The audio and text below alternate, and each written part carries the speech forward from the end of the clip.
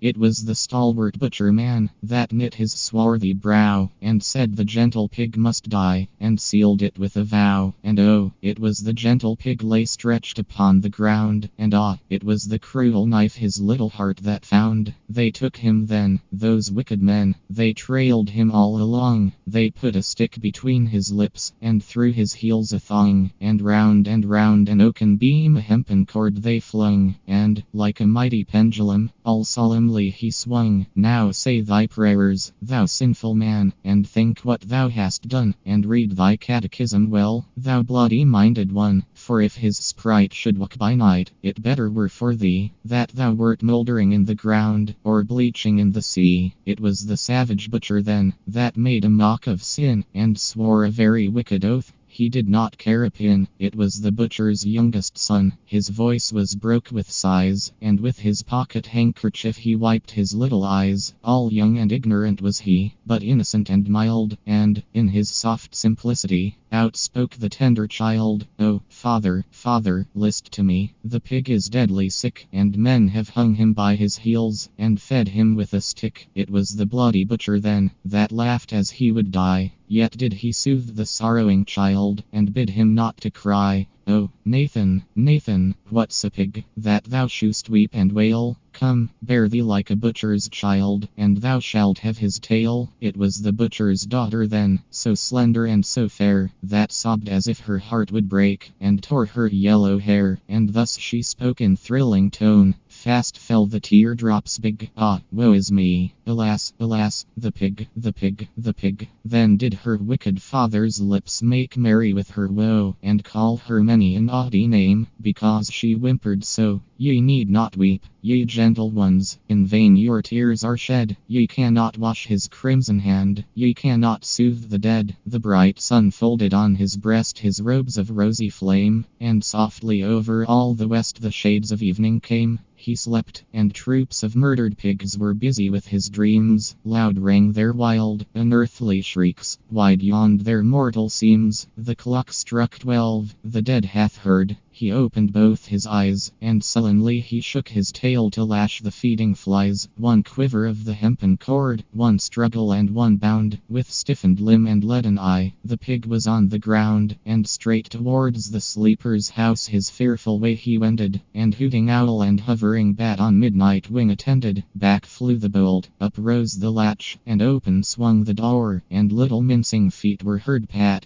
along the floor, 2 hoofs upon the sanded floor, and 2 upon the bed, and they are breathing side by side, the living and the dead. Now awake, thou butcher man, what makes thy cheeks so pale? Take hold, thou dost not fear to clasp a spectre's tail, and twisted every winding coil. The shuddering wretch took hold, all like an icicle it seemed, so tapering and so cold. "Thou comest with me, thou butcher man." He strives to loose his grasp, but, faster than the clinging vine, those twining spirals clasp, and open swung the door, and, fleeter than the wind, the shadowy spectre swept before, the butcher trailed behind. Fast fled the darkness of the night, and morn rose faint and dim. They called full loud, they knocked full long, they did not waken him. Straight towards that oaken beam, a trampled pathway ran, a ghastly shape was swinging there. It was the butcher man.